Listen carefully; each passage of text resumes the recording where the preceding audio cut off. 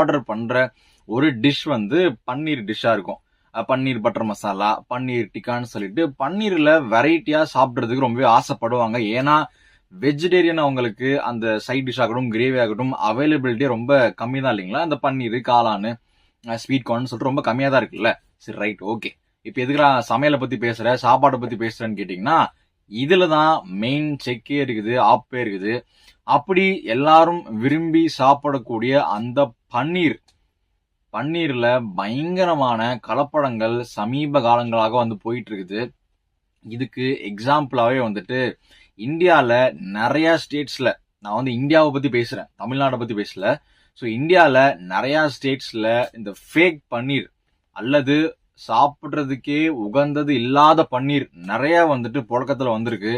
So இனிமேல் பன்னீர் சாப்பிட்றதுக்கு முன்னாடி யோசிச்சு சாப்பிடுங்க. ஏதாண்டா சாப்பிட்றது, வாட்டர் மெலன்ல கலப்படம்னு கேக்குறீங்களா? சரி,